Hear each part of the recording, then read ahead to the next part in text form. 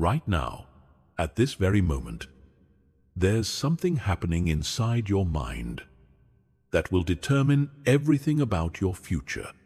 It's not your education, your background, or your current circumstances. It's not your genetics, your family history, or even your past failures. What's happening right now is far more powerful than any of those external factors, and yet most people remain completely unaware of it. Inside your mind, there's a constant stream of thoughts flowing through your consciousness. Thousands upon thousands of thoughts every single day. Most people treat these thoughts as background noise, random mental chatter that doesn't really matter. But what if I told you that these thoughts aren't just random? What if I told you that they are literally sculpting your reality, rewiring your brain, and determining who you become? The truth is this: you don't just have thoughts. Your thoughts have you. They are actively programming your subconscious mind, shaping your beliefs about yourself and the world, and creating the very reality you live in. This isn't motivation. This isn't positive thinking. This is neuroscience. This is the biological truth about how your brain works and how your identity is formed. Every thought you think is strengthening neural pathways in your brain. Every belief you hold is filtering what you notice in the world around you. Every mental pattern you repeat is becoming more and more automatic, until it becomes part of who you are. You are literally becoming what you think, whether you realize it or not. Most people are unconsciously programming themselves for limitation, for struggle, for mediocrity. They're thinking the same thoughts they've always thought, reinforcing the same beliefs they've always held, and wondering why their life never changes. But you're about to discover the most powerful truth of human existence. When you change your thoughts, you change your brain. When you change your brain, you change your life. When you change your life, you become an entirely different person. This isn't about wishful thinking or blind optimism. This is about understanding the fundamental mechanics of how your mind creates your reality, and then deliberately taking control of that process. You're about to learn how to become the architect of your own transformation. Chapter 1: The Hidden Architecture of Your Reality. Have you ever wondered why some people seem to attract success effortlessly, while others struggle despite working twice as hard? Why some individuals radiate confidence, while others are plagued by self-doubt? Why certain people seem to navigate life with clarity and purpose, while others feel lost and overwhelmed? The answer isn't what most people think. It's not about luck, talent, or circumstances. It's about something far more fundamental: the hidden architecture of thought that operates beneath the surface of consciousness. Right now, as you're listening to these words, there's an invisible force shaping every aspect of your experience. This force determines what you notice, what you believe is possible, how you interpret events, and ultimately, who you become. This force is your thinking patterns, but not just your conscious thoughts, the ones you're aware of. I'm talking about the deeper patterns, the automatic mental programs that run in the background of your mind, constantly shaping your reality without you even realizing it. Think about this for a moment. Every single day, you're exposed to millions of pieces of information. Sounds, sights, conversations, opportunities, challenges. But your conscious mind can only process a tiny fraction of this information. The rest is filtered out by your subconscious mind, which acts like a sophisticated screening system, deciding what deserves your attention and what gets ignored. But here's the crucial part. This filtering system isn't neutral. It's not randomly deciding what to show you and what to hide. Instead, It's operating based on your existing thought patterns and beliefs.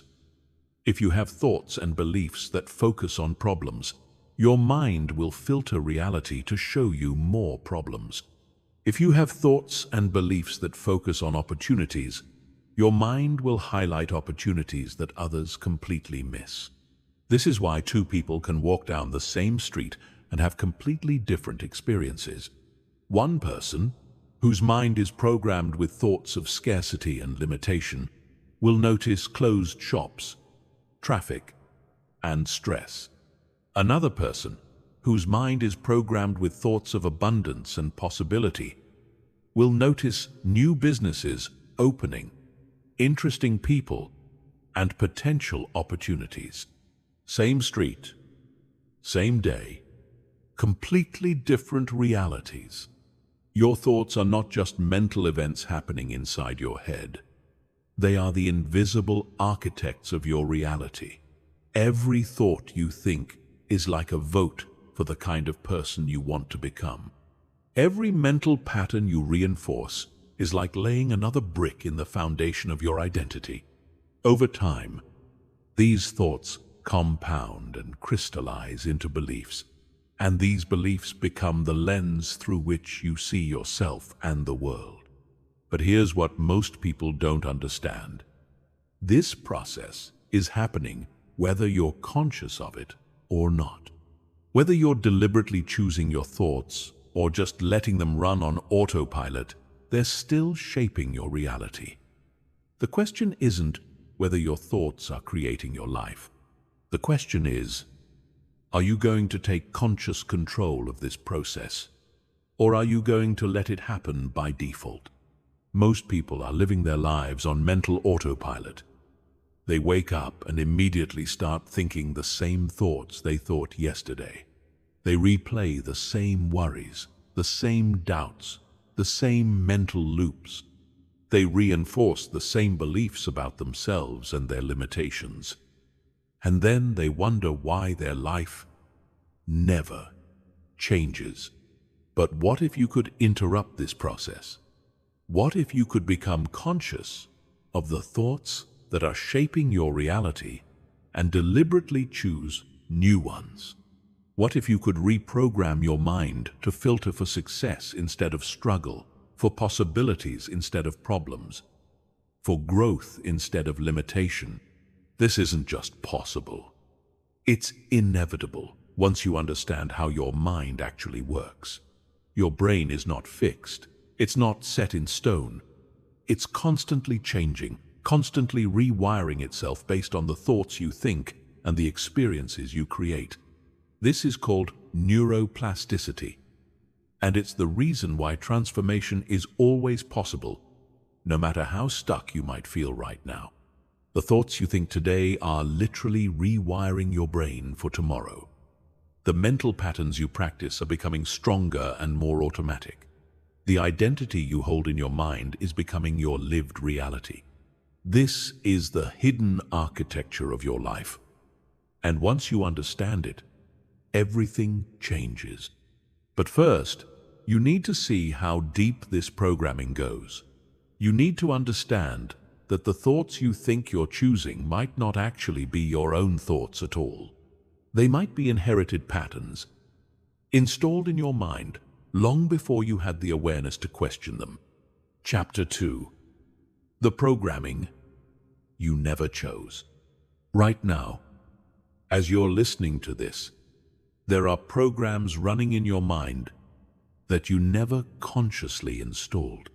These programs are determining how you see yourself, what you believe is possible for your life, and how you respond to challenges and opportunities.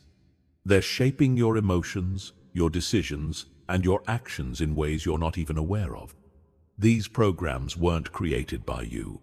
They were installed in your mind by your environment, your experiences, and the people around you, long before you had the critical thinking skills to evaluate whether they were true or helpful. And most people live their entire lives being controlled by these inherited programs, never realizing that they have the power to rewrite them. Think about a computer for a moment. When you buy a computer, it comes with pre-installed software. Some of this software is helpful and serves you well, but some of it might be outdated, buggy, or completely unnecessary. The difference is, with a computer, you can easily see what programs are running and choose to uninstall the ones you don't want. But with your mind, these programs are invisible, running in the background, influencing everything you do without you even knowing they're there. From the moment you were born, your mind began absorbing information about how the world works. As a child, your brain was in a state of incredible receptivity, soaking up everything around you like a sponge. You absorbed not just the words that people spoke to you, but their emotions, their beliefs, their attitudes, and their limitations. You absorbed the energy of your environment, the spoken and unspoken rules about what was possible and what wasn't. If you grew up in an environment where people said things like, money doesn't grow on trees, or life is hard, or don't get your hopes up, your young mind absorbed these as fundamental truths about reality. If you were told, you're not smart enough, or you're too sensitive, or you're not athletic, these statements became part of your self-concept, whether they were actually true or not. But it wasn't just the direct messages that programmed your mind. It was also what you observed. If you saw the adults around you struggling with money, your subconscious mind absorbed the program that money is scarce and difficult to obtain. If you witnessed conflict and stress in relationships, you absorbed patterns about how relationships work. If you saw people playing small, avoiding risks, and settling for less than they wanted, you absorbed those patterns too. By the time you reached adulthood, your subconscious mind had been filled with thousands of these inherited programs. Some of them serve you well, but many of them are limitations that don't belong to you. They're not based on your actual capabilities or your true potential. They're based on the experiences, fears, and limitations of other people. The problem is, most people never question these programs. They assume that the way they think and feel about themselves is just their natural personality. They believe that their fears, their doubts, and their limitations are simply part of who they are. They don't realize that these are learned patterns that can be unlearned and replaced with something better. Here's a perfect example.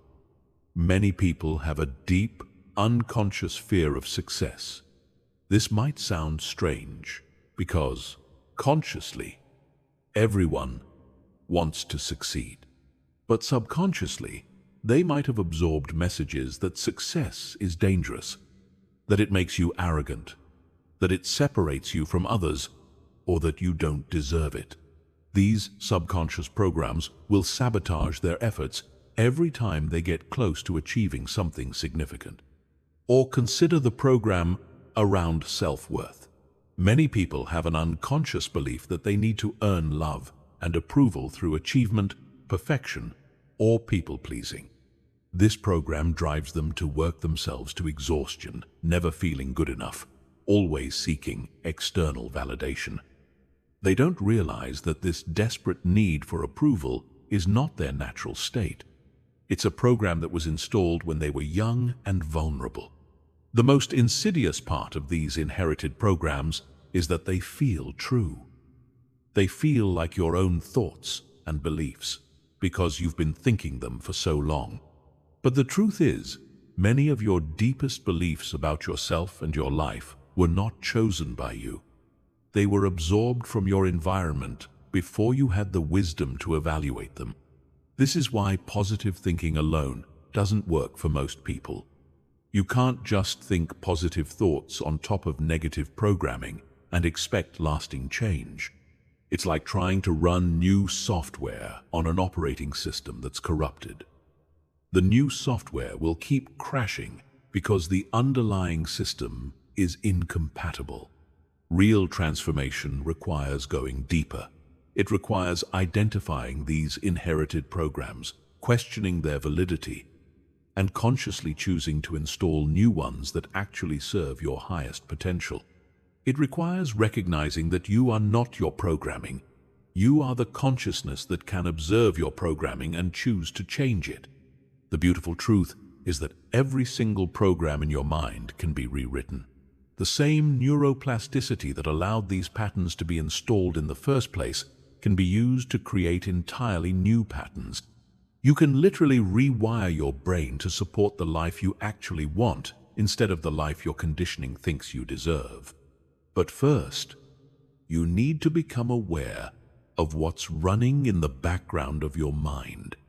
You need to start catching these automatic thoughts and questioning where they came from. You need to ask yourself, is this thought actually true? Is this belief serving me? Is this pattern moving me toward my goals or away from them? Most importantly, you need to realize that you have a choice. You are not condemned to live with the programming you inherited. You are not stuck with the thoughts and beliefs that were installed in your mind before you knew better. You have the power to become the programmer of your own consciousness. Chapter 3. The Science of Mental Transformation. What I'm about to share with you will fundamentally change how you see your own potential for transformation. For decades, scientists believed that the human brain was fixed after a certain age. They thought that once you reached adulthood, your neural pathways were set in stone, and significant change was impossible. This belief kept millions of people trapped in patterns they thought they could never escape. But then neuroscientists made one of the most revolutionary discoveries in the history of brain research: neuroplasticity. They discovered that the human brain is not fixed at all. It's constantly changing, constantly rewiring itself, constantly creating new neural pathways based on your thoughts, experiences, and behaviors. This discovery didn't just change neuroscience. It changed everything we know about human potential. Your brain is not like a computer with hardware that can't be modified. It's more like a garden that's constantly growing, changing, and adapting based on what you plant and how you tend to it. Every single thought you think is like planting a seed. Every mental pattern you repeat is like watering that seed. Over time, these thoughts grow into beliefs. These beliefs shape your emotions, and these emotions drive your actions. But here's the most important part. This process is happening all the time, whether you're conscious of it or not.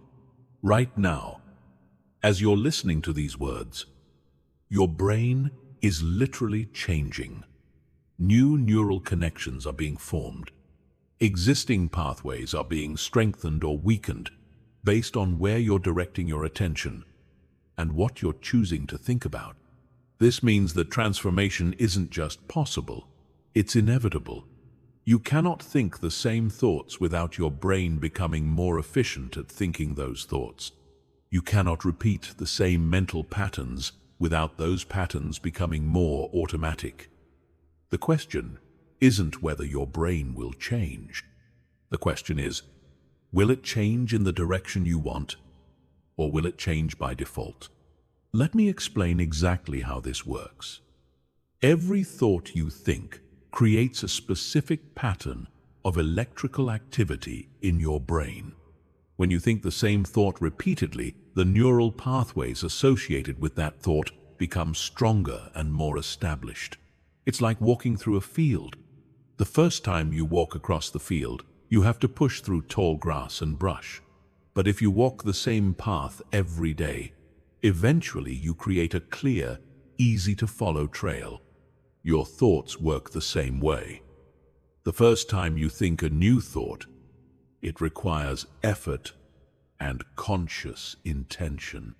But the more you think that thought, the easier it becomes, until eventually it's automatic. This is why changing your thinking patterns can feel difficult at first. You're literally having to forge new neural pathways while the old ones are still there, still strong, still trying to pull you back into familiar patterns. But here's the incredible part. The brain is incredibly efficient at rewiring itself when you know how to work with it instead of against it. The key is understanding the three fundamental principles of neuroplasticity: repetition, emotional intensity, and focused attention. Repetition is the foundation of all neural rewiring. Your brain strengthens whatever you practice most often. If you practice thinking thoughts of limitation and fear, you get better at limitation and fear. If you practice thinking thoughts of possibility and confidence, you get better at possibility and confidence. It's that simple and that powerful. But repetition alone isn't enough. The second principle is emotional intensity. Your brain pays special attention to experiences that are emotionally charged. This is why traumatic experiences can create instant, long-lasting changes in your thinking patterns, while neutral experiences often have little impact. The good news is that you can use this principle deliberately. When you combine new thoughts with positive emotions like excitement, gratitude, or determination, your brain rewires much faster. The third principle is focused attention. Your brain changes most rapidly when you're fully present and concentrated on what you're doing.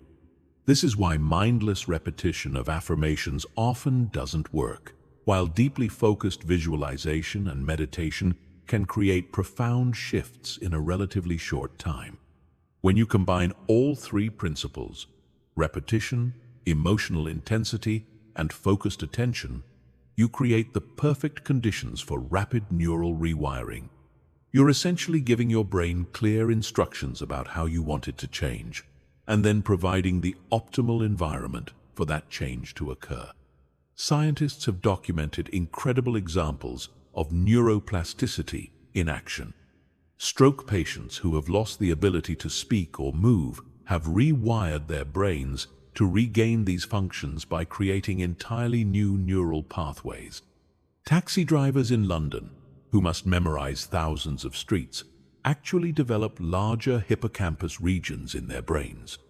Musicians who practice intensively show dramatic changes in the areas of their brains responsible for fine motor control. But you don't need to be recovering from a stroke or learning to play the violin to harness the power of neuroplasticity. You can use these same principles to rewire your brain for confidence instead of self-doubt, for abundance instead of scarcity, for possibility instead of limitation. The most exciting part of this research is the discovery that you can literally think your way into a new identity. When you consistently think thoughts that align with the person you want to become, your brain begins to wire itself to support that identity. Your neural patterns start to match your desired self-image. Your brain begins to filter reality in ways that support your new identity rather than your old one. This is why affirmations work when they're done correctly. It's not about magical thinking or positive energy. It's about systematically rewiring your brain to support new thought patterns and new beliefs about yourself. When you repeatedly affirm, "I am confident," while feeling confident and focusing intently on that identity, you're literally building the neural pathways of confidence. The same principle applies to visualization. When you vividly imagine yourself succeeding, achieving your goals, and embodying your ideal self, your brain cannot tell the difference between the imagined experience and reality. The same neural pathways fire, the same changes occur. You're essentially practicing being the person you want to become, and your brain is rewiring itself to make that identity more natural and automatic. This scientific understanding changes everything about personal development. It means that you're not trying to fight against your nature or overcome some fixed aspect of your personality. You're simply using the natural plasticity of your brain to create the mental patterns that will serve you best. The old you isn't trying to hold you back out of malice. The old patterns aren't trying to sabotage you. They're simply the result of previous programming, and they can be reprogrammed just as easily as they were originally programmed. You have the power to become the architect of your own consciousness. Chapter 4. The Identity Creation Process. There's a profound truth that most people never discover. You don't just have an identity. You are constantly creating your identity through the thoughts you choose to think. Every moment of every day, you're either reinforcing who you've been or building who you're becoming. Most people think their identity is fixed, something they discovered about themselves. But the reality is far more empowering. Your identity is something you actively construct. Right now, you have a story about who you are. This story includes beliefs about your capabilities, your worth, your potential, and your limitations. You might think of yourself as confident or insecure, successful or struggling, creative or logical, outgoing or introverted. These labels feel true because you've been thinking thoughts that support them for so long that they've become automatic. But here's what changes everything. These identity labels are not facts about you. They're simply mental habits that you've reinforced through repetition. And because they're habits, they can be changed. You can literally think yourself into a new identity by consistently choosing thoughts that align with who you want to become instead of who you've been. The process of identity creation happens through what psychologists call identity-based thinking. This is when you start making decisions and thinking thoughts based on the identity you want to embody rather than identity you currently have. Instead of thinking, I want to be confident, you start thinking, I am confident. So what would a confident person do in this situation? This shift is subtle but incredibly powerful. When you think from your desired identity instead of toward it, you start training your brain to operate from that new perspective. You begin to notice different things, feel different emotions, and take different actions. Over time, this new way of thinking becomes natural, and the identity you are practicing becomes who you actually are. Let me give you a concrete example. Imagine someone who sees themselves as not a morning person. Every morning, they hit the snooze button multiple times, drag themselves out of bed, and start their day feeling behind and stressed. They reinforce this identity by telling themselves and others, I'm just not a morning person, whenever the topic comes up. But what if this person decided to create a new identity as someone who springs out of bed energized and ready to tackle the day? They would start by thinking different thoughts. I am someone who wakes up refreshed and excited about the day ahead. They would visualize themselves jumping out of bed with enthusiasm. They would make decisions throughout the day that support this new identity, like going to bed earlier and preparing for the morning the night before. At first, this new identity would feel forced and unnatural. The old neural pathways would still be strong, and the old identity would feel more real. But through consistent practice, the new identity would gradually become stronger. The person would start to actually experience more energy in the morning. They would begin to look forward to waking up. Eventually, being a morning person would feel as natural and true as not being a morning person once did. This same process works for any aspect of identity. You can think yourself into being more confident, more creative, more disciplined, more successful, or more loving. The key is understanding that identity is not something you discover about yourself. It's something you decide about yourself and then consistently practice until it becomes automatic. The most successful people in the world, whether they realize it or not, are masters of identity creation. They don't just set goals and work toward them. They first decide who they need to become to achieve those goals. And then they start thinking and acting from that identity immediately.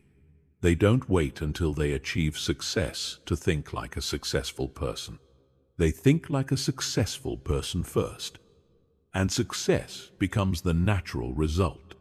This is why traditional goal setting often fails. Most people focus on what they want to achieve without considering who they need to become to achieve it. They keep thinking the same thoughts and maintaining the same identity while expecting different results. But your external results will always be consistent with your internal identity. If you want to change your results, you have to change your identity first. The beautiful thing about identity creation is that you don't need permission from anyone else to start. You don't need to wait until you feel ready or until your circumstances change. You can begin thinking from your new identity right now, in this moment. You can start asking yourself, what would the person I want to become think about this situation? How would they feel? What would they do?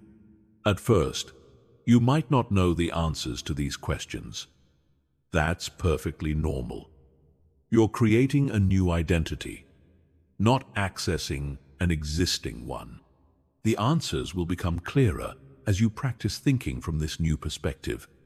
Your brain will start to generate thoughts, feelings, and ideas that are consistent with your chosen identity. The process becomes even more powerful when you combine identity-based thinking with visualization and affirmation. Instead of just saying, I am confident, you can visualize yourself moving through the world with confidence, feeling the emotions of confidence, and receiving the responses that confident people receive. You're not just affirming an identity, you're experiencing it in your mind. Remember, your brain doesn't distinguish between vividly imagined experiences and real ones. When you mentally rehearse being the person you want to become, you're actually practicing that identity at a neurological level. You're building the neural pathways that will make that identity feel natural and automatic. The key to successful identity creation is consistency and patience. You're literally rewiring decades of neural programming, and that takes time. There will be moments when your old identity feels stronger and more real than your new one. This is normal and expected. The old neural pathways are still there, and they'll try to pull you back into familiar patterns. But every time you choose to think from your new identity instead of your old one, you're strengthening the new pathways and weakening the old ones. Every time you catch yourself thinking an old thought and consciously choose a new one, you're practicing the skill of identity creation. Eventually, thinking from your new identity will become as automatic as thinking from your old one ever was. The most empowering realization is that you are not stuck with the identity you've had up until now. You are not limited by your past experiences, your current circumstances, or other people's opinions of who you are. You have the power to consciously create any identity you choose, and your brain will rewire itself to support that new identity. You become what you think, not because of some mystical law of attraction, but because of the very real and scientifically proven process of neuroplasticity and identity creation. When you consistently think thoughts that align with your desired identity, your brain literally reshapes itself to make that identity your lived reality. Chapter 5. Breaking free from mental prisons. There's an invisible prison that holds more people captive than any physical jail ever could. It has no bars, no walls, and no guards, yet it's more restrictive than the most secure penitentiary. This prison is built entirely from thoughts, and most of its prisoners don't even realize they're trapped. They mistake the walls of their mental prison for the boundaries of reality itself. Every limiting belief you hold, every fear that stops you from taking action, Every voice in your head that says, "You can't do that," or "That's not for people like you," is a bar in this invisible prison. These mental barriers feel absolutely real because you've been living with them for so long that you can't imagine life without them. But the shocking truth is that most of these limitations exist only in your mind. Think about this for a moment. Right now, there are probably things you believe you cannot do, goals you think are impossible for you, and dreams you've given up on because they seem unrealistic. But what if I told you that many of these limitations are not based on actual impossibility? What if they're based on inherited programming, past experiences that no longer apply, or simply thoughts you've repeated so often that they feel true? The most tragic part of mental imprisonment is that the prisoners often become their own guards. They police their own thoughts, shut down their own dreams, and talk themselves out of opportunities before anyone else even has a chance to say no. They've internalized the voices of limitation so completely that they do the work of restriction for free. Here's how this prison gets built. From early childhood, you receive thousands of messages about what's possible and what isn't. Some of these messages are direct. Don't get your hopes up. Money doesn't grow on trees. People like us don't do things like that. Others are indirect, communicated through the examples you see around you. If you rarely see people achieving big dreams, your mind concludes that big dreams must be unrealistic. Over time, these messages accumulate and crystallize into what psychologists call limiting beliefs. These beliefs operate like invisible barriers, preventing you from even considering certain possibilities. They don't just stop you from taking action, they stop you from thinking thoughts that could lead to action. They create a mental box that feels like the entire universe. But here's the key insight that can set you free. These limiting beliefs are not facts about reality. They're simply thoughts you've thought so many times that they feel true. And because they're thoughts, they can be changed. The prison exists only in your mind, which means you hold the key to your own freedom. The first step in breaking free is recognition. You have to become aware of the limiting beliefs that are running your life. This requires paying attention to your internal dialogue, especially the thoughts that come up when you consider pursuing something important to you. Notice the voice that says, "That's impossible," "You're not qualified," "Who do you think you are?" or "That never works out for people like you." These thoughts might feel like practical wisdom or realistic assessment, but they're actually just old programming trying to keep you in familiar territory. Your mind is designed to prioritize safety over growth, certainty over possibility. It would rather keep you in a small, known world than risk the uncertainty of expansion. But this protective mechanism, which served you as a child, becomes a limitation as an adult. Once you identify these limiting beliefs, the next step is to challenge their validity. Ask yourself, is this actually true? Or is it just something I've been told or learned to believe? Where did this belief come from? Is it based on facts or on fear? Is this belief helping me grow, or is it keeping me small? Most limiting beliefs crumble under examination because they're not based on current reality. They're based on outdated information, other people's limitations, or isolated experiences that have been generalized into universal truths.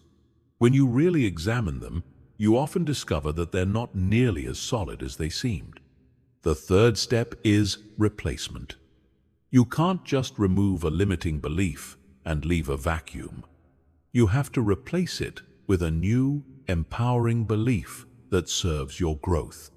If you've been thinking, "I'm not smart enough to start my own business," you might replace it with, I am capable of learning whatever I need to know to succeed. If you've been thinking, I always fail at relationships, you might replace it with, I am learning and growing in my ability to create loving connections. The key to successful belief replacement is making the new belief feel emotionally real. You can't just intellectually decide to believe something new.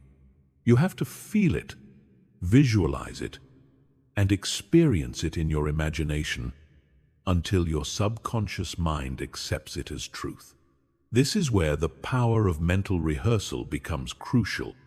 Mental rehearsal is the practice of vividly imagining yourself succeeding, achieving your goals, and embodying your new beliefs.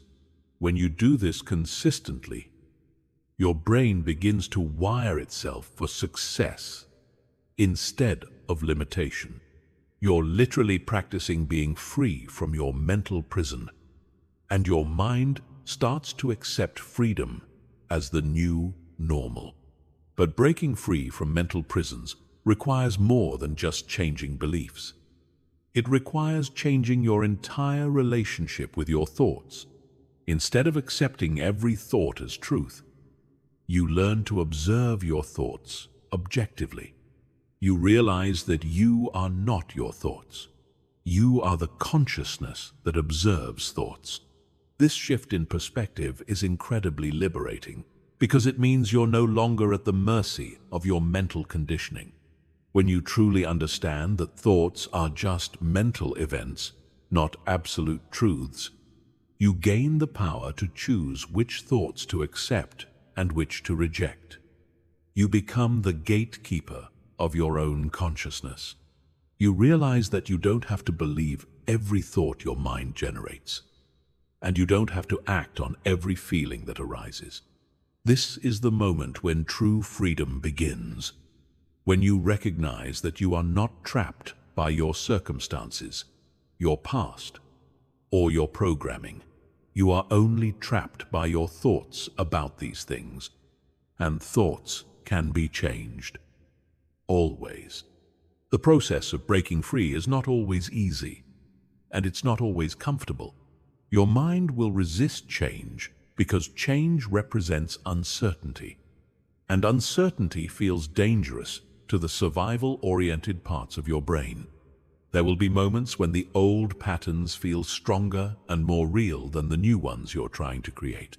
But every time you choose a new thought over an old one, every time you question a limiting belief instead of accepting it, every time you act in spite of fear instead of because of it, you're literally rewiring your brain for freedom.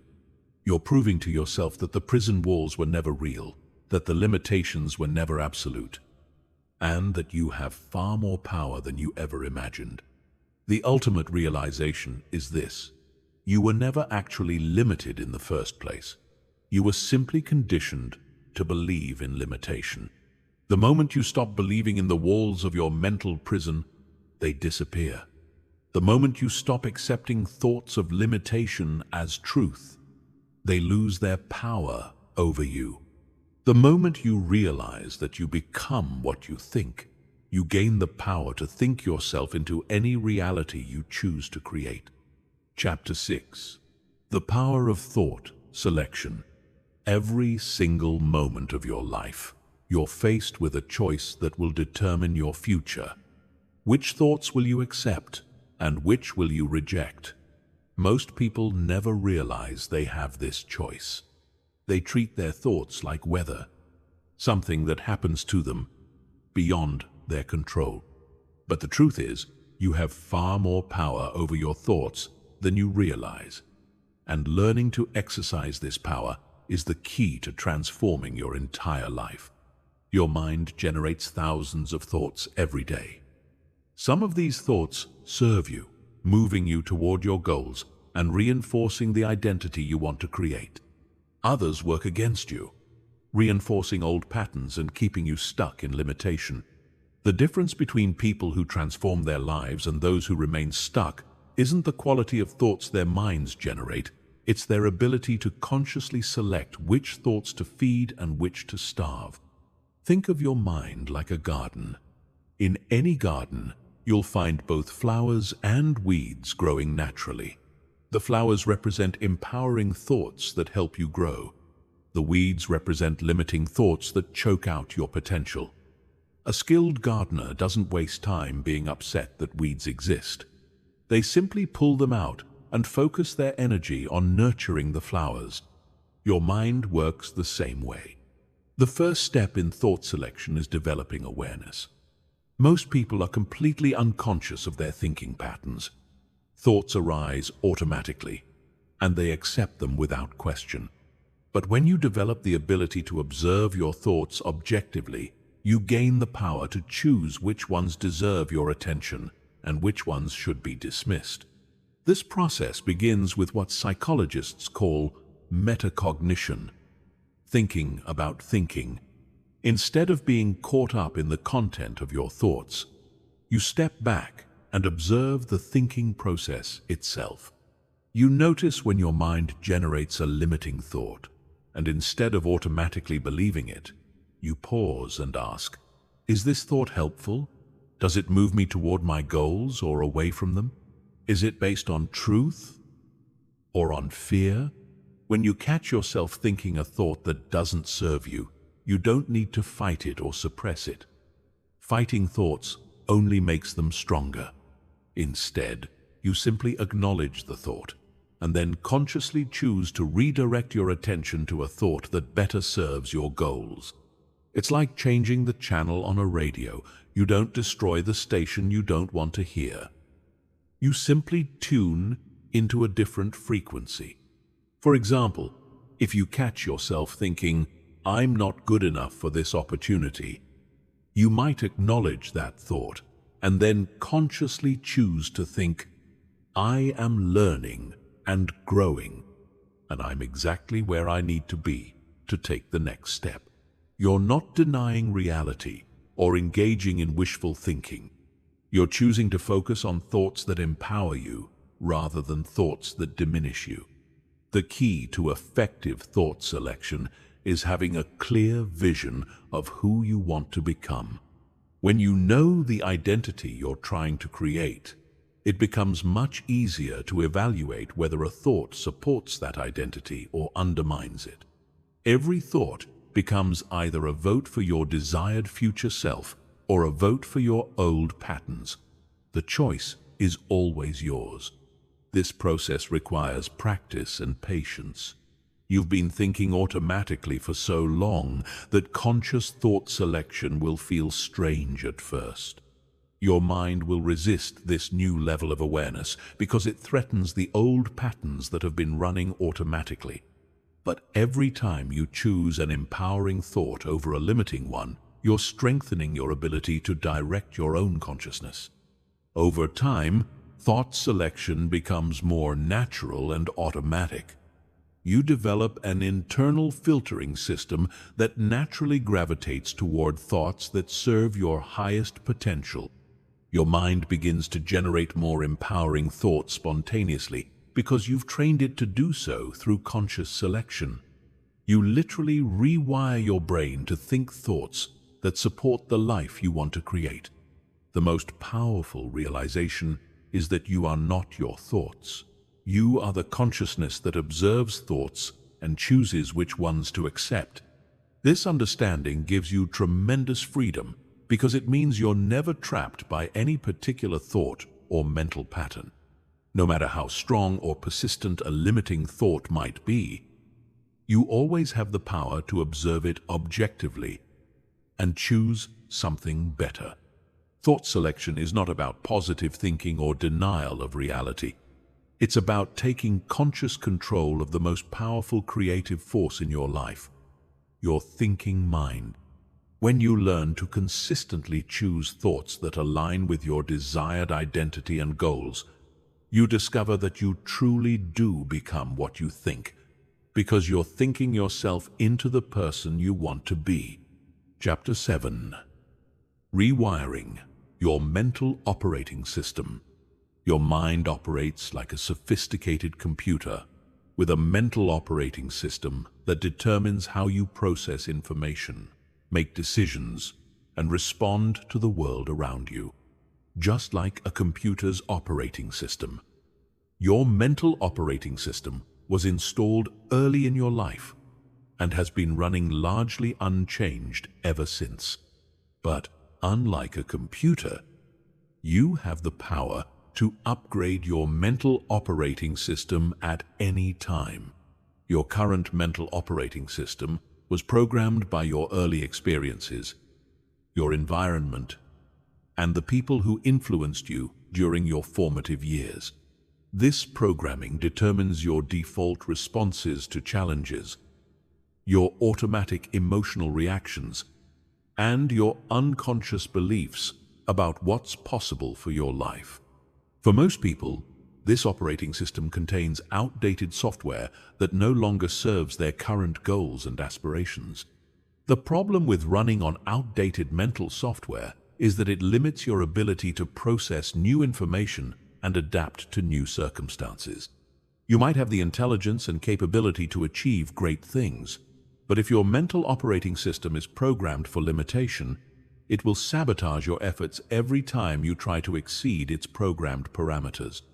Rewiring your mental operating system requires understanding that most of your thoughts, emotions, and behaviors are not conscious choices. They're automatic programs running in the background of your mind. These programs were installed through repetition and emotional intensity, and they can be replaced using the same methods.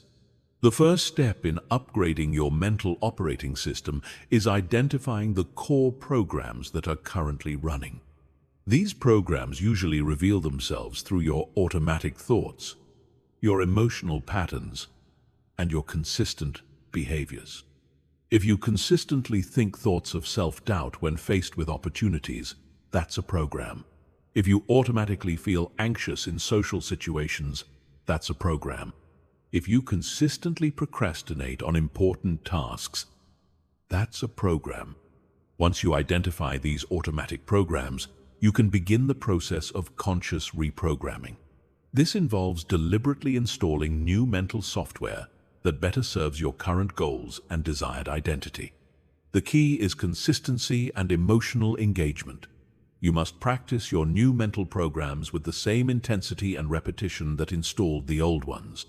Mental rehearsal is one of the most powerful tools for reprogramming your operating system. When you vividly imagine yourself thinking, feeling, and behaving in new ways, you're literally installing new neural software. Your brain doesn't distinguish between vividly imagined experiences and real ones. So mental practice creates the same neural changes as physical practice.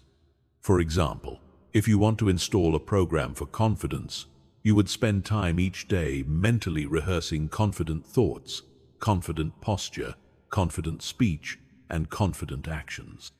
You would imagine yourself moving through various situations with complete self-assurance, feeling the emotions of confidence, and receiving positive responses from others. With enough repetition, this mental rehearsal becomes your new default programming. Affirmations work as part of this reprogramming process, but only when they're done correctly. Simply repeating positive statements without emotional engagement is like trying to install software without the proper installation process. It doesn't take hold. Effective affirmations are emotionally charged, personally meaningful, and repeated consistently until they feel natural and true. The most powerful affirmations are identity-based rather than goal-based. Instead of affirming, "I will be successful," you affirm, "I am a successful person." Instead of, "I want to be confident," you affirm, "I am confident." This subtle shift programs your mind to operate from your desired identity rather than toward it. Environmental programming is another crucial aspect of mental rewiring. Your mind is constantly being influenced by the information you consume, the people you spend time with, and the environments you inhabit. If you want to install new mental programming, you must consciously curate your environment to support that programming. This means surrounding yourself with examples of the mindset you want to develop. Read books by people who embody the identity you're creating. Listen to podcasts and watch videos that reinforce your new mental programming. Spend time with people who think and act in ways that align with your desired identity. Your mind learns through observation and osmosis, so make sure you're exposing it to the right influences. The process of mental reprogramming also requires breaking old patterns through conscious intervention. Every time you catch yourself running an old program, thinking an old thought, feeling an old emotion, or acting out an old behavior, you have an opportunity to install new software. Instead of automatically following the old program, pause and consciously choose a new response that aligns with your desired identity. This interruption of automatic patterns is crucial because it weakens the old neural pathways while strengthening new ones. Each time you choose a new response over an automatic one, you're literally rewiring your brain. Over time, these new responses become automatic, and you've successfully upgraded your mental operating system. The key to successful mental reprogramming is understanding that change happens gradually, then suddenly. At first, your new programming will feel forced and unnatural because the old programs are still strong. But with consistent practice, there's a tipping point where the new programming becomes stronger than the old, and your new way of thinking, feeling, and behaving becomes effortless and natural. Remember, you're not trying to fix something that's broken. You're upgrading to a more advanced version of yourself. Your mind is incredibly adaptable and capable of running any software you choose to install. The question is, what kind of mental operating system do you want to be running 1 year from now? Chapter 8. The Art of Mental Conditioning. Elite athletes understand something that most people never discover. Peak performance isn't just about physical training. It's about mental conditioning. The systematic practice of training your mind to think, feel, and respond in ways that consistently produce excellent results. What most people don't realize is that this same principle applies to every area of life. You can condition your mind for success, confidence, creativity, or any other quality you want to develop. Mental conditioning is different from positive thinking or motivation. It's not about pumping yourself up or pretending everything is fine when it isn't. It's about systematically training your mind to operate at a higher level through deliberate practice and consistent repetition. Just as physical conditioning makes your body stronger and more capable, mental conditioning makes your mind more resilient, focused, and effective. The foundation of mental conditioning is understanding that your mind, like your body, responds to training. When you consistently practice certain mental patterns, they become stronger and more automatic. When you neglect certain mental skills, they atrophy. This means you can literally train yourself to think like the most successful people in your field, to feel emotions that serve your goals, and to respond to challenges with clarity and composure. The first element of effective mental conditioning is clarity of intention. You must be absolutely clear about what mental qualities you want to develop. Vague intentions produce vague results. Instead of saying, "I want to be more confident," you define exactly what confidence looks like for you. "I want to speak up in meetings without hesitation, approach new people with ease, and take on challenging projects without self-doubt." Once you're clear on your intention, you create specific mental exercises designed to strengthen those qualities. If you want to develop unshakable confidence, you might practice confidence-building visualizations every morning, rehearsing scenarios where you demonstrate complete self-assurance. If you want to develop laser focus, you might practice concentration exercises that train your mind to sustain attention for longer periods without distraction. The key to effective mental conditioning is treating it like physical exercise. You must be consistent, progressive, and intentional. Just as you wouldn't expect to get physically fit by exercising randomly or without effort, you can't expect to develop mental strength without committed practice. You must set aside dedicated time for mental training and approach it with the same seriousness you would bring to physical conditioning. Visualization is one of the most powerful tools in mental conditioning. When done correctly, visualization isn't just daydreaming or wishful thinking. It's systematic mental rehearsal that programs your subconscious mind for success. You create detailed mental movies of yourself performing at your best, feeling exactly how you want to feel, and achieving the results you desire. The more vivid and emotionally engaging these mental rehearsals are, the more powerfully they condition your mind. Mental conditioning also involves developing what psychologists call emotional regulation, the ability to maintain optimal emotional states regardless of external circumstances. This doesn't mean suppressing emotions or pretending to feel something you don't. It means training your mind to generate and maintain emotions that serve your goals, even when faced with challenges or setbacks. For example, you can condition yourself to feel excited about challenges instead of anxious. You can train your mind to interpret obstacles as opportunities for growth rather than evidence that you should quit. You can develop the ability to maintain calm confidence even in high-pressure situations. These aren't personality traits you're born with. They're mental skills you can develop through practice. Another crucial aspect of mental conditioning is developing mental resilience, the ability to bounce back quickly from setbacks and maintain forward momentum regardless of what happens. Mental resilience isn't about being tough or emotionless. It's about having a conditioned response to adversity that allows you to extract lessons, maintain perspective, and continue moving toward your goals. This resilience is developed through what psychologists call cognitive reframing, the practice of consciously choosing empowering interpretations of events. Instead of automatically seeing failures as evidence of your inadequacy, you train your mind to see them as valuable feedback and learning opportunities. Instead of viewing challenges as threats, you condition yourself to see them as chances to grow stronger and more capable. The most advanced form of mental conditioning involves training your mind to enter peak performance states at will. These are states of consciousness where you feel completely focused, confident, and capable.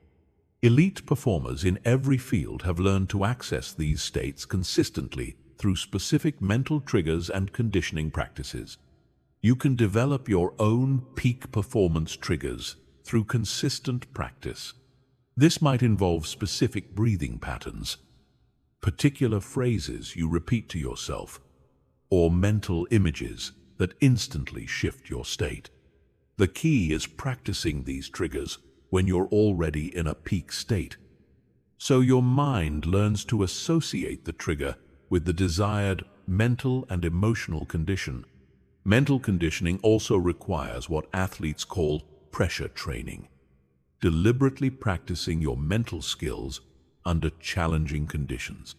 It's easy to maintain confidence and focus when everything is going well. But true mental conditioning means being able to access your best mental state, even when facing pressure, criticism, or uncertainty. The beautiful truth about mental conditioning is that it compounds over time. Each day you practice, you're not just improving for that day. You're building mental strength that will serve you for years to come. Your mind becomes more naturally inclined toward the states and patterns you've been conditioning until excellence becomes your default rather than something you have to work to achieve.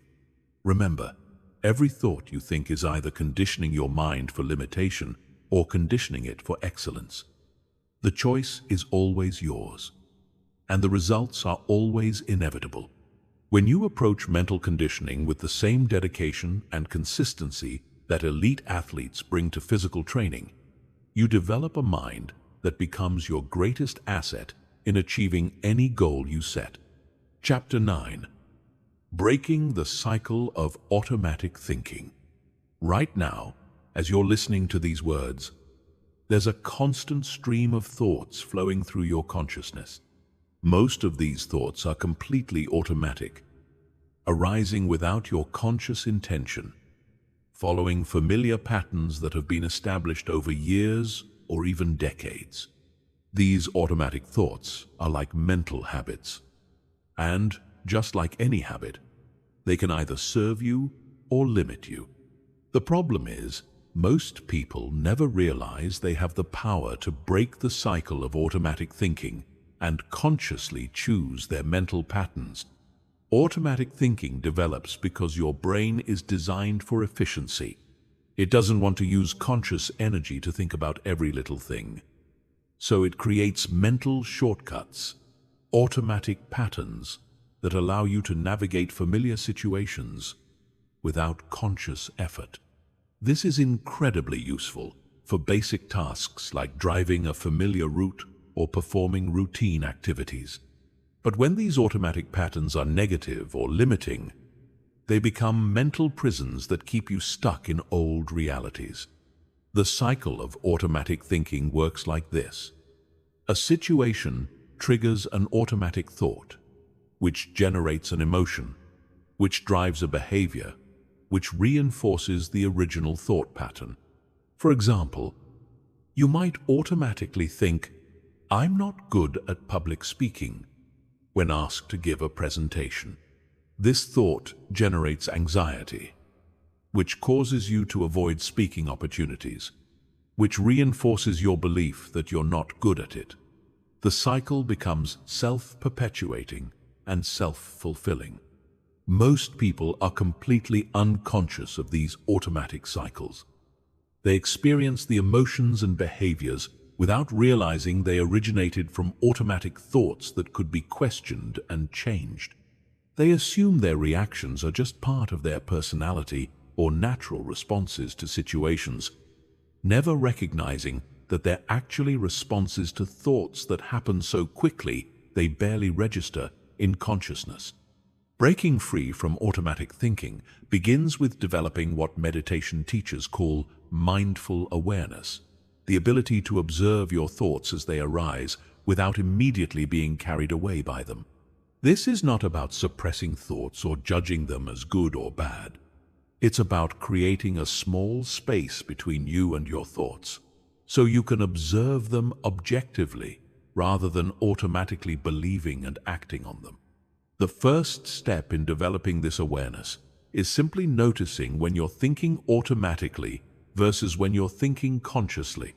Automatic thoughts usually feel urgent, emotional, and unquestionable. They arise quickly and demand immediate belief and action. Conscious thoughts, on the other hand, feel more deliberate, calm, and open to examination. They arise from choice rather than habit. Once you develop the ability to notice automatic thoughts, you can begin questioning them. This doesn't mean arguing with your thoughts or trying to convince yourself they're wrong. It means approaching them with gentle curiosity. Is this thought actually true? Where did this thought come from? Is this thought helping me or limiting me? What would I think about this situation if I were thinking consciously rather than automatically?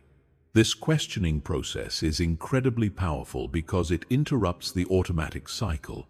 Instead of thought leading directly to emotion to behavior, you insert a moment of conscious evaluation. This brief pause is all you need to choose a different thought, which will generate a different emotion and lead to a different behavior. The most effective way to break automatic thinking patterns is to replace them with consciously chosen thoughts. You can't just remove an automatic thought and leave empty space. Nature abhors a vacuum, and your mind will fill that space with another automatic thought. Instead, You must consciously install new thought patterns that serve your goals and desired identity. This installation process requires repetition and emotional engagement. When you catch yourself thinking an automatic limiting thought, you consciously choose a more empowering thought and focus on it with intention and feeling. For example, if you catch yourself automatically thinking, "I always mess things up," you might consciously choose to think, "I am learning and improving with every experience." The key is not just thinking the new thought, but feeling it and believing it with emotional intensity.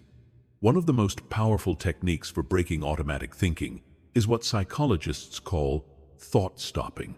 When you notice an automatic thought pattern beginning, you mentally say, "Stop," and immediately redirect your attention to something else, a chosen thought, a physical sensation, or an external focus. This technique trains your mind to interrupt automatic patterns before they gain momentum. Another effective approach is pattern interruption. Deliberately doing something unexpected when you notice automatic thinking taking over. This might be changing your physical position, taking deep breaths, or asking yourself a completely different question. The goal is to break the automatic flow and create space for conscious choice. The most advanced practitioners of conscious thinking develop what could be called thought awareness, the ability to observe the arising of thoughts in real time and choose whether to engage with them or not. They develop a kind of internal witness that watches the thinking process without being caught up in it. This level of awareness gives them tremendous freedom because they're no longer at the mercy of whatever thoughts happen to arise. Breaking the cycle of automatic thinking also requires understanding that thoughts are not facts. They're just mental events that arise and pass away. You don't have to believe every thought your mind generates, and you don't have to act on every impulse that arises. You can observe thoughts objectively, evaluate their usefulness, and choose which ones deserve your attention and energy. This process takes practice and patience. You've been thinking automatically for so long that conscious thinking will feel unnatural at first. Your mind will resist this new level of awareness because it threatens the efficiency of automatic processing. But every time you choose conscious thought over automatic reaction, you're strengthening your ability to direct your own consciousness. The ultimate goal is not to eliminate all automatic thinking. That would be impossible and unnecessary. The goal is to ensure that your automatic thoughts serve your highest potential rather than limiting it.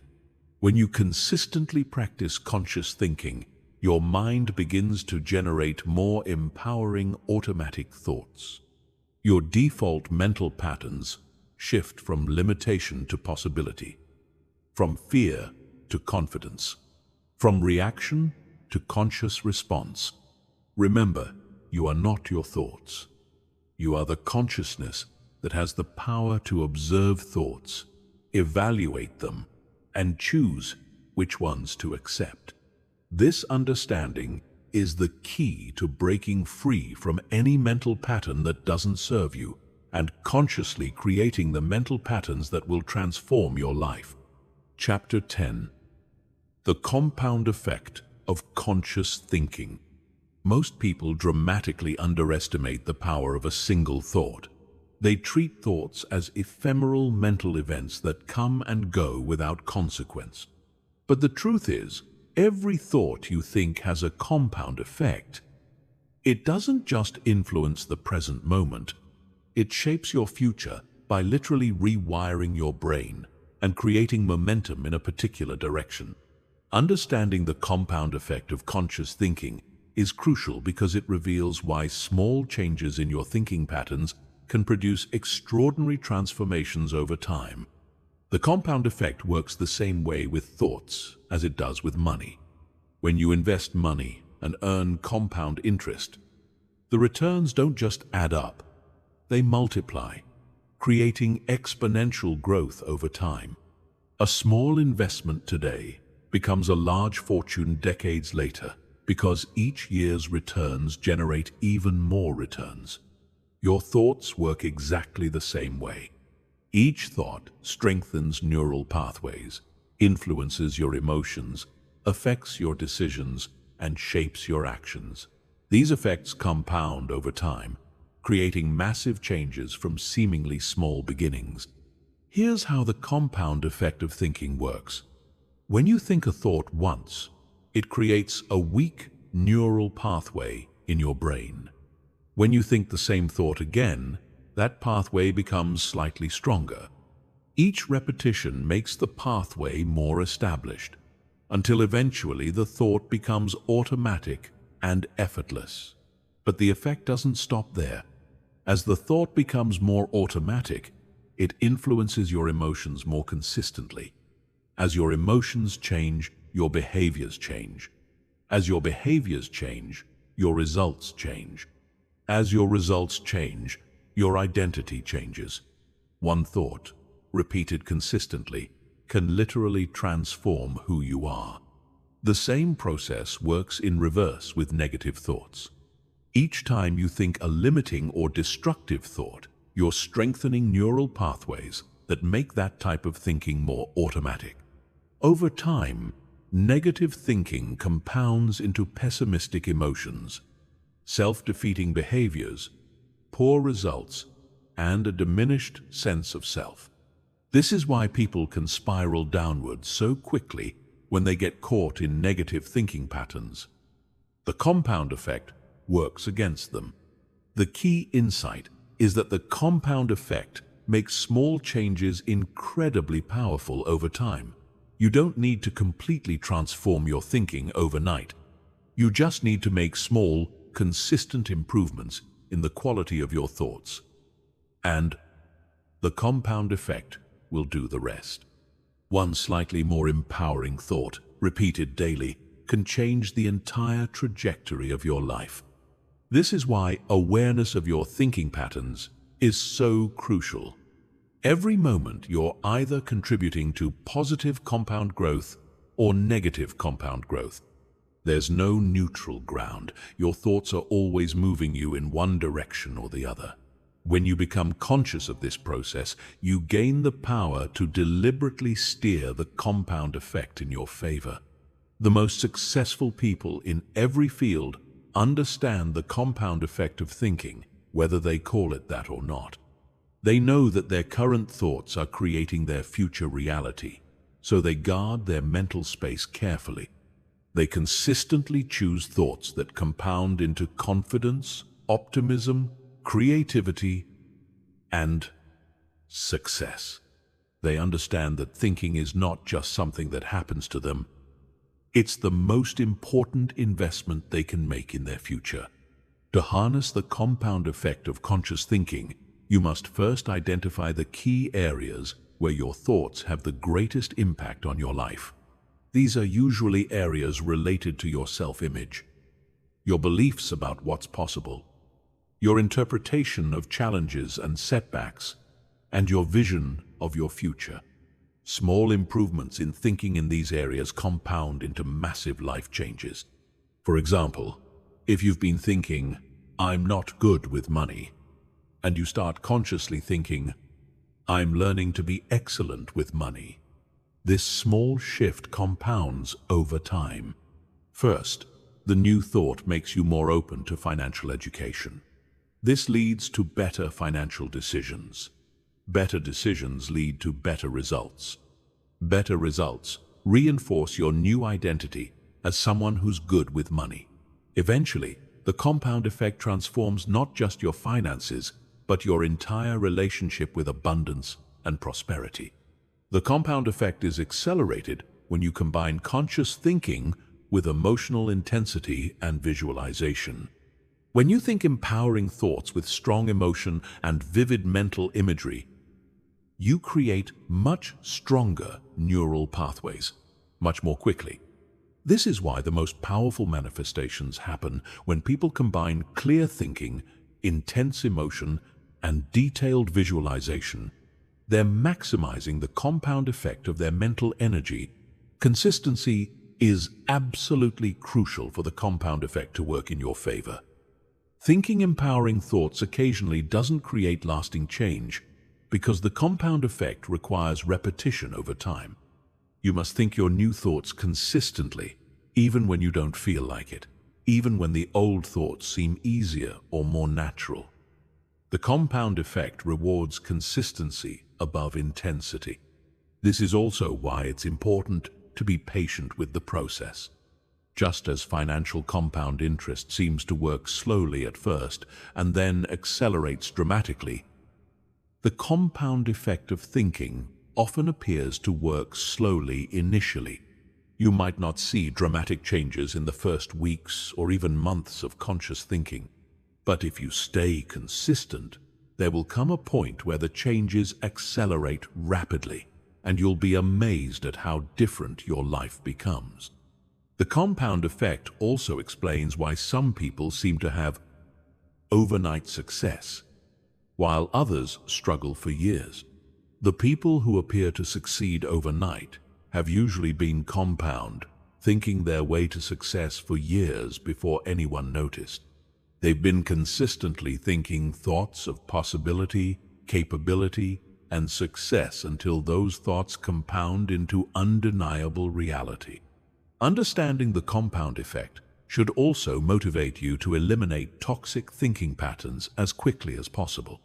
Just as positive thoughts compound into positive results, negative thoughts compound into negative outcomes. The sooner you interrupt negative compound cycles, the easier it is to redirect your mental energy toward positive compound growth. The most empowering realization about the compound effect is that it's never too late to start. No matter how long you've been thinking in limiting ways, you can begin the compound effect of empowering thinking right now.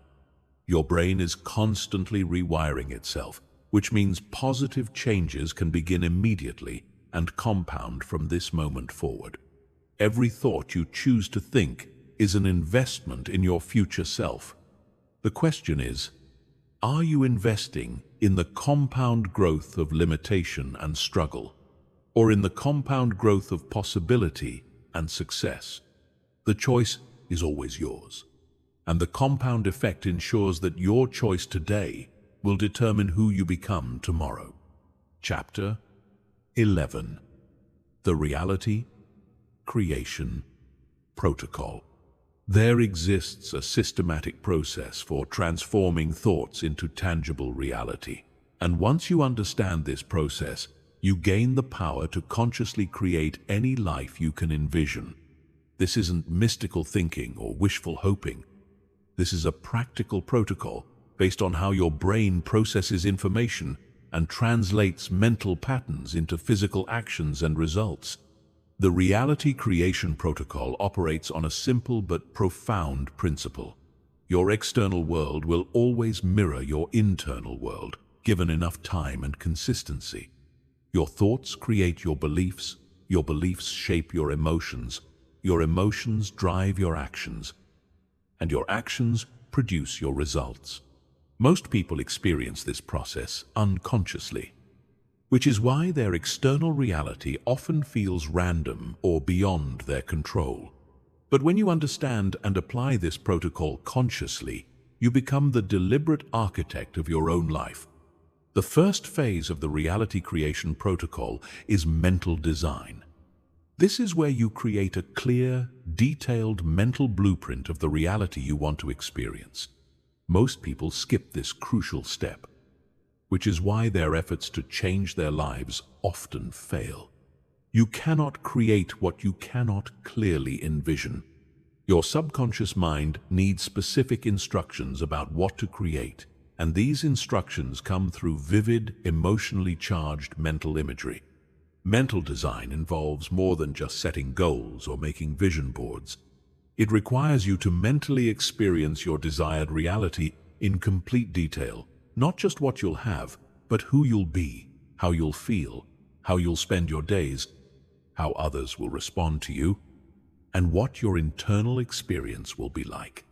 The more sensory detail you include in your mental design, the more real it becomes to your subconscious mind. The second phase is neural installation. This is where you systematically program your brain to support your desired reality through repetition, emotion, and focused attention. Your brain doesn't distinguish between vividly imagined experiences and real ones. So when you repeatedly visualize your desired reality with intense emotion and complete focus, you're literally training your brain to make that reality feel natural and inevitable. Neural installation requires daily practice, preferably at times when your brain is most receptive, typically first thing in the morning and last thing at night. During these sessions, you don't just think about your desired reality, you experience it mentally. You feel the emotions you would feel. You see through the eyes of your future self. You embody the identity of the person who has already achieved what you're working toward. The third phase is identity alignment. Your actions will always be consistent with your identity. So if you want to create a new reality, you must first become the person who would naturally create that reality. This means identifying the thoughts, beliefs, values, and habits of your desired identity and beginning to embody them immediately before you see external evidence of change. Identity alignment is about acting from your desired identity rather than toward it. Instead of thinking, when I'm successful, I'll be confident, you start thinking and acting confidently now because that's who you are in your desired reality. This shift in identity creates massive changes in your behavior because you're no longer trying to become someone else. You're simply being yourself, your evolved self. The fourth phase is reality bridging. This is where you begin taking physical actions that bridge the gap between your current reality and your desired reality. These actions are guided by your new identity and informed by your mental design. You start making decisions, forming relationships, and pursuing opportunities that align with your envisioned future rather than your current circumstances. Reality bridging requires courage because it often means acting before you feel ready, investing before you see guaranteed returns, and stepping into uncertainty because your vision demands it. But when your identity is aligned with your desired reality, these actions feel natural rather than forced because they're consistent with who you believe yourself to be. The fifth phase is momentum acceleration. As you consistently apply the first four phases, you begin to see evidence that your reality is shifting. These early signs of progress create positive momentum that accelerates the entire process. Your increased confidence attracts more opportunities, your improved results reinforce your new identity, and your growing success makes your vision feel more achievable. During the momentum acceleration phase, it's crucial to maintain focus on your desired reality rather than getting caught up in current circumstances. Your external reality will always lag behind your internal transformation, so you must continue operating from your future identity even when your current results don't yet reflect your vision. The final phase is reality stabilization. This is where your desired reality becomes your lived reality, and maintaining it becomes natural and effortless. Your new identity has become automatic. Your empowering thought patterns have become default, and your external circumstances have aligned with your internal transformation. Reality stabilization doesn't mean you stop growing or evolving. It means you've successfully applied the reality creation protocol and can now use it to create even greater realities. You've proven to yourself that you truly do become what you think, and you can trust this process to create whatever you envision next. The key to successful reality creation is understanding that this is not a one-time process, but a way of living. You're always creating your reality through your thoughts, whether consciously or unconsciously. The reality creation protocol simply gives you conscious control over a process that's happening anyway. Remember, your current reality was created by your past thinking. Your future reality is being created by your current thinking. The reality creation protocol ensures that your future reality is the one you consciously choose rather than the one you create by default. Chapter 12. Mastering the Inner Game. Success in any area of life is determined more by what happens inside your mind than by external circumstances. This is what champions in every field understand: that the real competition, the real challenge, and the real victory all happen in the mental realm. Mastering the inner game means developing complete command over your internal state, so that regardless of what's happening around you, you can maintain the thoughts, emotions, and energy that produce excellence. The inner game operates on the principle that your external performance is always limited by your internal capacity. You cannot consistently perform at a level higher than your mental and emotional programming allows. This is why some people crumble under pressure while others thrive, why some individuals give up at the first sign of difficulty while others persist through seemingly impossible challenges. Most people focus almost exclusively on the outer game, developing skills, acquiring knowledge, improving techniques, and working harder. While these elements are important, they pale in comparison to the inner game factors that determine whether you'll be able to apply your skills when it matters most. The inner game is about developing unshakable confidence, emotional resilience, laser focus, and the ability to maintain peak state regardless of circumstances. The foundation of inner game mastery is emotional regulation, the ability to consciously choose your emotional state rather than being controlled by whatever emotions arise automatically. This doesn't mean suppressing emotions or pretending to feel something you don't. It means understanding that emotions are largely determined by the thoughts you choose to think, and you can influence your emotional state by directing your mental focus. Emotional regulation begins with recognizing that emotions are information, not commands. When fear arises, it's providing information about a potential threat, but it's not commanding you to retreat. When anger emerges, it's highlighting something you perceive as unjust, but it's not commanding you to lash out. When you understand emotions as information rather than directives, you gain the power to feel the emotion, extract the useful information, and then choose your response consciously. The second pillar of inner game mastery is developing what psychologists call mental toughness, the ability to maintain effective functioning under pressure, adversity, and uncertainty. Mental toughness isn't about being hard or emotionless. It's about having such a strong internal foundation that external circumstances cannot shake your core confidence and clarity. Mental toughness is developed through progressive exposure to challenging situations while maintaining optimal internal state.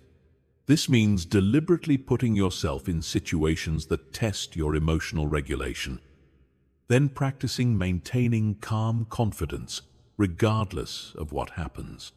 Each time you successfully manage your inner state under pressure, you build evidence that you can handle whatever comes your way.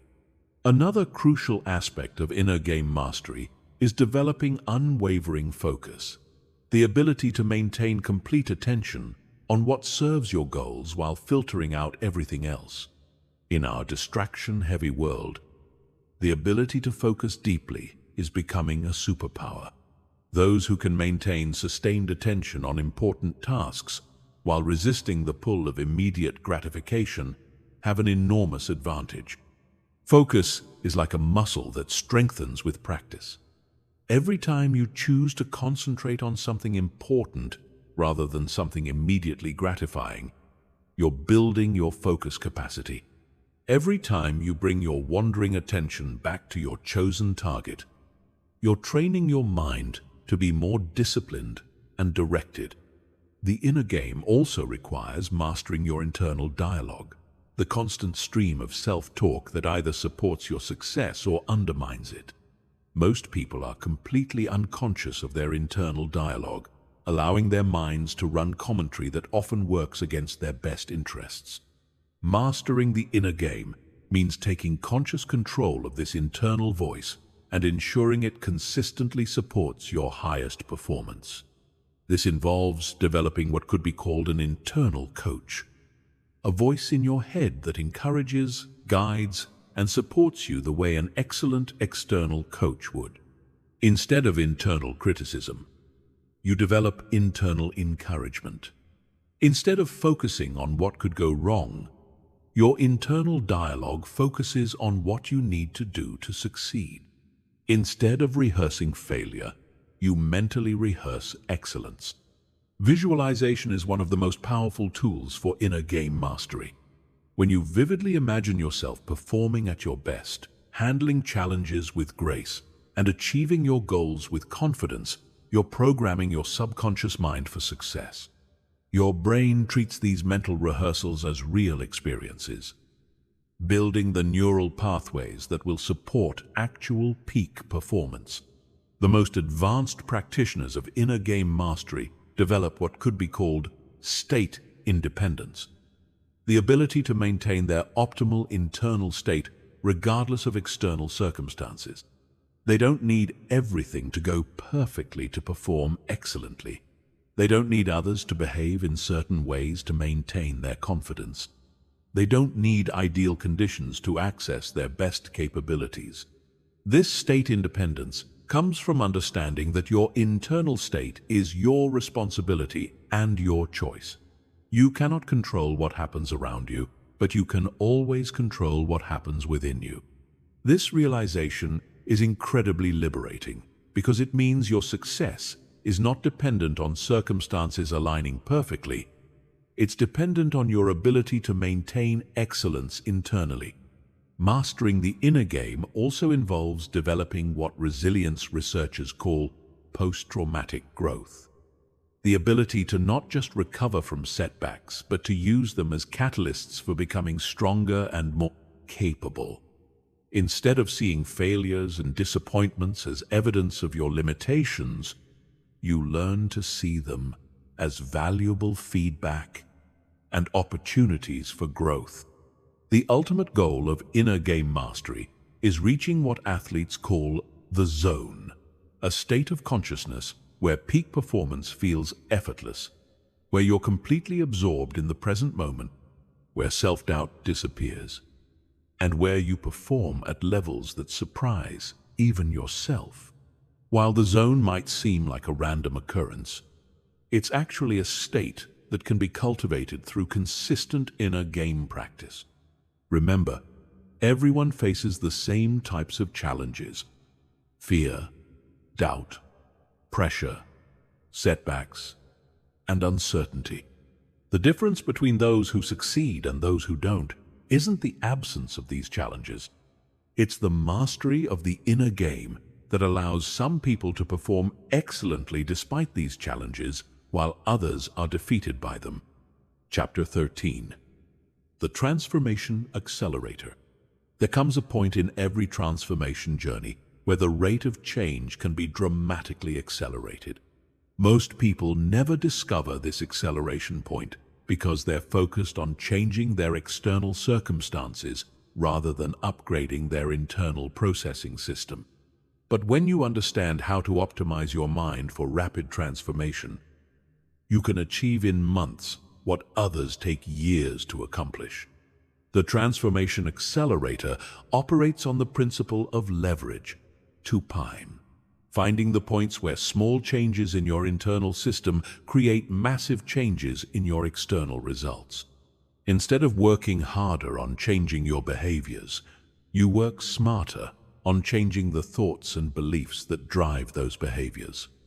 Instead of fighting against your patterns, you reprogram the patterns themselves.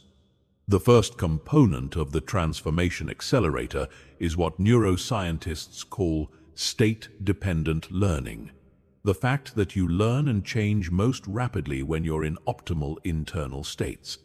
When you're feeling confident, excited, and focused, your brain is far more receptive to new information and new patterns than when you're feeling anxious, doubtful, or distracted. This means that the timing of your transformation work matters enormously. Instead of trying to reprogram your mind when you're feeling low or struggling, you strategically work on transformation when you're already feeling good. You amplify positive states and use them as launching platforms for even greater changes. The second component is pattern stacking, the practice of installing multiple empowering patterns simultaneously rather than trying to change one thing at a time. When you combine identity work, visualization, affirmations, and behavioral changes all at once, they reinforce each other and create synergistic effects that accelerate the entire process. For example, instead of just working on confidence or just working on focus, you would simultaneously develop the identity of a confident, focused person. Visualize yourself operating with confidence and focus. Affirm your natural confidence and focus, and take actions that demonstrate confidence and focus. This comprehensive approach creates multiple neural pathways supporting the same transformation, making change much faster and more permanent. The third component is emotional amplification, using peak emotional states to supercharge the transformation process. Your brain pays special attention to emotionally intense experiences. So when you can generate intense positive emotions while working on transformation, you create much stronger neural pathways, much more quickly. This involves learning to generate states of excitement, gratitude, love, and determination at will, then using these states as the backdrop for your transformation work. When you visualize your future self while feeling intensely grateful for that reality, or when you practice new behaviors while feeling excited about who you're becoming, you accelerate the rewiring process exponentially. The fourth component is future pulling, a technique where you mentally experience your transformed reality so vividly and consistently that it begins to pull you forward into it, instead of pushing yourself to change. You create such a compelling vision of your future that you're naturally drawn toward it. Future pulling involves spending time each day living mentally in your desired reality, not just imagining it, but experiencing it as if it's already true. You think the thoughts your future self would think, feel the emotions they would feel, and see through their eyes. This creates a magnetic pull toward that reality that makes transformation feel effortless rather than forced. The fifth component is evidence accumulation, systematically collecting proof that your transformation is working, even in small ways. Your brain is constantly looking for evidence to support its existing beliefs. So, when you deliberately focus on signs of positive change, you train your brain to notice more evidence of transformation. This involves keeping a daily record of progress, no matter how small. When you catch yourself thinking a new thought, when you handle a situation differently than you would have before, when someone responds to you in a new way, you acknowledge these as evidence that your transformation is real and accelerating. The sixth component is resistance dissolution, proactively addressing the internal resistance that slows down transformation. Instead of fighting against resistance or pretending it doesn't exist, you acknowledge it, understand it, and work with it strategically. Resistance often comes from parts of your psyche that are trying to protect you from perceived danger or loss. By understanding what your resistance is trying to protect and finding ways to honor those concerns while still moving forward, you can dissolve resistance rather than battling against it. The transformation accelerator also involves environmental optimization, consciously designing your environment to support rapid change.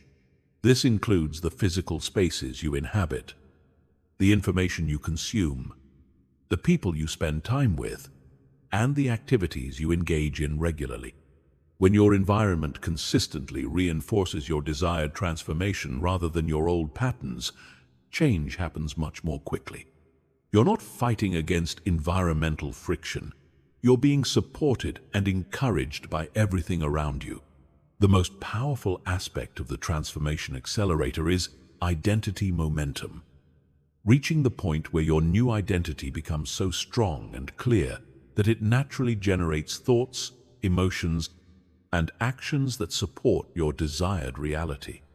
You're no longer trying to change. You're simply being who you are. And who you are is naturally creating the life you want. This momentum builds gradually and then reaches a tipping point where transformation becomes self-sustaining.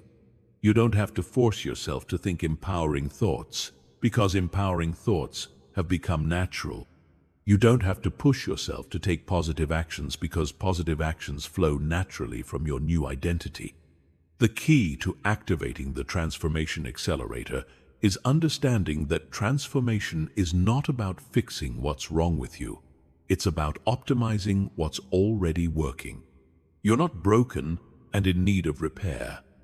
You're a powerful being, learning to operate at your full capacity. When you apply these acceleration principles consistently, you'll be amazed at how quickly your life can change. What seemed impossible becomes inevitable. What felt difficult becomes natural.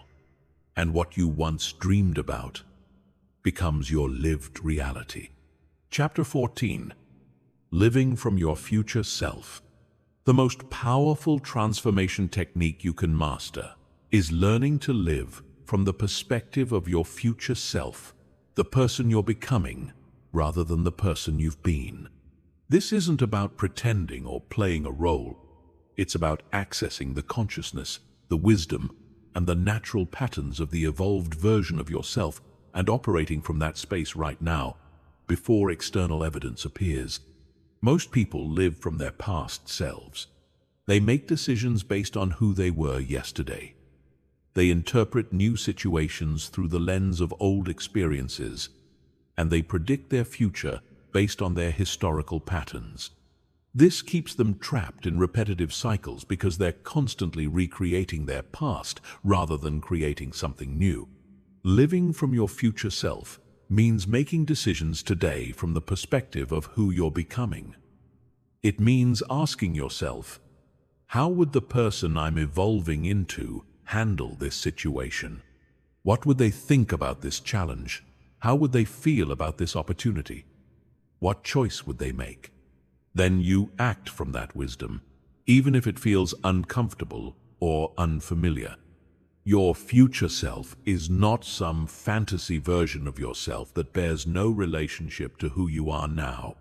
Your future self is the natural evolution of your current potential. It's who you become when you remove the limitations, fears, and conditioning that currently constrain you. It's you operating at your full capacity, with complete confidence in your worth and capabilities. The first step in accessing your future self is developing a clear relationship with this evolved version of yourself. This requires spending time in meditation or visualization, connecting with the consciousness of your future self, and learning to recognize their perspective, their values, their decision-making process, and their natural way of being in the world. This connection becomes stronger when you approach your future self with genuine curiosity and respect.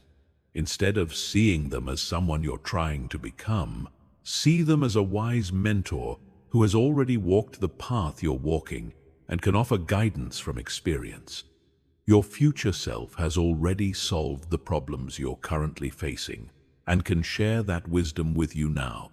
Living from your future self requires what psychologists call temporal perspective shifting, the ability to mentally time travel and view your current situation from a future vantage point. When you're facing a challenge, you step into the consciousness of your future self who has already overcome that challenge and ask for their perspective on the situation. This shift in temporal perspective is incredibly powerful because it immediately changes your relationship to whatever you're experiencing. Problems that seem overwhelming from your current perspective often appear manageable or even beneficial from your future self's perspective. Decisions that feel impossible become clear when viewed through the wisdom of someone who has already navigated similar choices. Your future self also has a different, emotional relationship to the challenges and uncertainties you're currently facing. They know that the struggle you're experiencing now is temporary and necessary for your growth. They have compassion for your current confusion or fear, but they also have confidence in your ability to navigate through it successfully. When you access this future perspective, you naturally become more patient with the process of transformation. You understand that your current discomfort or uncertainty is not evidence that something is wrong. It's evidence that you're growing. Your future self can offer comfort and encouragement during difficult periods because they know how the story ends. Living from your future self also means embodying their energy and presence in your daily interactions. Your future self moves through the world with a different quality of confidence, speaks with different authority, and relates to others from a place of self-assurance rather than insecurity. When you consciously embody these qualities, you begin to experience the world responding to you differently. This embodiment practice is not about fake it till you make it energy, which often feels forced and inauthentic. It's about recognizing that your future self's confidence and presence are natural expressions of who you really are beneath your current conditioning. You're not pretending to be someone else. You're accessing aspects of yourself that have always existed, but have been covered by layers of limitation. One of the most practical applications of living from your future self is using their perspective for decision-making. When faced with choices, instead of asking, "What do I want to do?" you ask, "What would my future self do?" This subtle shift often reveals choices that serve your long-term growth, even if they're not the most comfortable options in the moment. Your future self naturally makes decisions from abundance rather than scarcity, from confidence rather than fear, from love rather than ego. They invest in long-term growth rather than short-term gratification. They choose expansion over comfort, truth over convenience, and possibility over safety. When you make decisions from this perspective, you consistently move in the direction of your highest potential. Living from your future self also transforms your relationship to setbacks and failures. Your future self knows that these apparent obstacles are actually necessary steps in your evolution.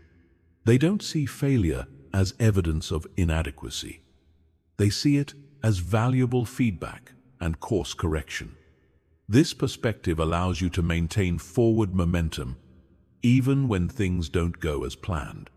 The most advanced practice of living from your future self involves what could be called timeline integration, bringing the wisdom, energy, and perspective of your future self into your present moment experience so completely that the gap between who you are now and who you're becoming begins to collapse. When this integration reaches its fullest expression, you're no longer trying to become your future self. You are your future self, operating in your current circumstances with future consciousness. The transformation is complete, not because your external circumstances have caught up to your vision, but because your internal reality has fully aligned with your potential. Remember, your future self is not waiting for you to earn the right to access their wisdom and perspective. They are available to you right now, in this moment, offering guidance and support for your journey. The question is not whether you can connect with your future self, but whether you will choose to live from that expanded perspective starting today. Chapter 15. The new you starting now. This is the moment everything changes. Not tomorrow, not next week, not when conditions are perfect or when you feel ready. Right now, as you absorb these final words, you have everything you need to step into a completely new version of yourself. The old you, the one limited by inherited programming, constrained by automatic thinking patterns, and trapped in cycles of limitation, can end in this moment. The new you can begin right here. You now understand the most powerful truth of human existence. You become what you think. This isn't motivation or inspiration. This is the fundamental operating principle of consciousness itself. Your thoughts are not random mental events floating through your awareness.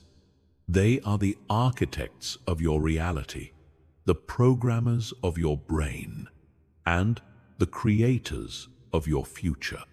Every thought you choose from this moment forward is a vote for the person you're becoming. The new you understands that transformation doesn't require permission from anyone else, perfect circumstances, or years of preparation. Transformation begins the moment you decide to think differently, to choose different thoughts, to embody a different identity. The new you knows that change isn't something that happens to you. It's something you actively create through conscious choice. The new you no longer accepts limiting thoughts as truth simply because they feel familiar. You now recognize inherited programming for what it is, outdated software that can be upgraded at any time. You understand that most of your fears, doubts, and limitations were never yours to begin with. They were absorbed from your environment before you had the wisdom to question them, and you now have the power to replace them with thoughts that serve your highest potential. The new you operates from identity rather than trying to achieve identity. Instead of saying, "I want to be confident," you simply are confident, because that's who you've chosen to be. Instead of working towards success, you operate from success, because that's your natural identity. This shift from seeking to being is the key that unlocks effortless transformation. The new you understands the science of neuroplasticity and uses it deliberately. You know that every thought you think, every visualization you practice, every new behavior you embody is literally rewiring your brain. You approach mental transformation with the same intentionality that an athlete brings to physical training, knowing that consistency and repetition will inevitably produce the changes you desire. The new you has mastered the art of thought selection. You observe your thinking patterns objectively and consciously choose which thoughts deserve your energy and attention. When limiting thoughts arise, you don't fight them or judge them. You simply choose something better. You've become the curator of your own consciousness, carefully selecting only thoughts that align with your desired reality. The new you lives from your future self's perspective.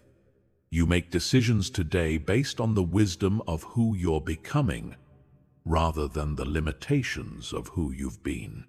You access the confidence, clarity, and capability of your evolved self and operate from that space, knowing that external reality will eventually catch up to your internal transformation. The new you understands that setbacks and challenges are not evidence that transformation isn't working. They're opportunities to practice operating from your new identity under pressure. You welcome these experiences as chances to prove to yourself that you've truly changed, that your new patterns are strong enough to withstand any test. The new you has activated the transformation accelerator. You combine identity work, visualization, emotional amplification, and strategic action into a comprehensive system that produces rapid change. You understand that transformation isn't about working harder. It's about working smarter, leveraging the natural plasticity of your brain to create the changes you desire. The new you lives with unshakable confidence because you know that you have the power to consciously create any reality you can envision. You're no longer at the mercy of circumstances, other people's opinions, or random events. You know that regardless of what happens around you, you can always choose your response. And your response determines your reality. The new you has broken free from the mental prison of limitation. You realize that most barriers exist only in consciousness, and what exists in consciousness can be changed in consciousness.